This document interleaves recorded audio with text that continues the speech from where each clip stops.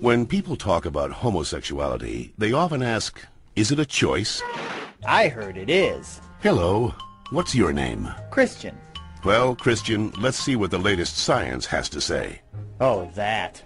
To help us, here are two gay people, George and Martha. Before we can answer, is it a choice, we must first determine what it means to be gay. How do you know you're a homosexual? The same way you know that you're straight. Since the 19th century, many theories about homosexuality have been offered that are untestable and contradictory.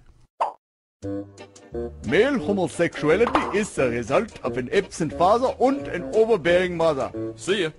Stand up straight, dear. And the female homosexual has never recovered from her anger over not having the penis. She wishes to avenge her perceived castration by taking another female as her sexual object. You're kidding me, right? Well, I've always been told that homosexuality is unnatural. Is it? In fact, homosexual relations are common in nature, including zebras, baboons, dolphins, sheep, buffalo, ducks, foxes, elephants, horses, gorillas, moose, house cats, pigs, mice, rabbits, swans, and lions, to name a few. Well, okay, but we're not animals. Human beings have free will. You don't just decide who to love. Settle down there, Martha. Christian does have a point, but let's take a look at the most recent scientific evidence. As they study sexual orientation, scientists are currently looking at three main areas: genes, hormones, and birth order. Of course, most of these studies focus only on male sexuality. Sorry, Martha. What a shock. Let's first look at studies of identical twins. Hi. When one identical twin is a gay man, the other twin is gay up to 70% of the time, far higher than would occur if genes played no role. In fact, these studies show that genes play a greater role in determining sexual orientation than they do in whether or not you're right or left-handed. And we don't punish the left-handed. Well, not anymore. Let's get it! Scientists have recently noticed a striking statistical phenomenon. Studies show that having older brothers increases the odds of a boy being homosexual. Moms always baby the youngest, making them gay. No, that's not it. When a woman is pregnant with a boy, scientists are realizing that her female body often sees the male fetus as a foreign object and begins to produce antibodies against it. The more boys a woman has, the more adept her body becomes at feminizing the fetus, which may explain why with every successive boy, the odds that he will be gay go up significantly.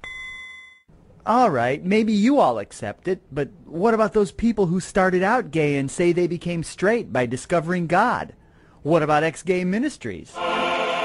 Even so-called ex-gay ministries don't claim to change a person's inner sexual desires, just his or her sexual conduct. We're still gay. If these places really work, why don't they all use the same technique? Why does each ministry experiment its own way? Well... And why have so many members and leaders recanted earlier claims that they were changed?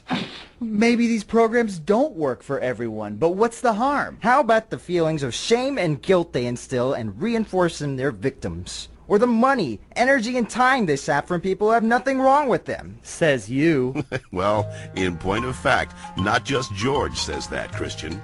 The American Medical Association, the American Psychiatric Association, the American Psychological Association, the American Psychoanalytic Association, the American Academy of Pediatrics, and the National Association of Social Workers have all stated that homosexuality should not be treated as a mental disorder, and that they oppose attempts at reparative or conversion therapy, and that sexual orientation is not a choice and cannot be changed.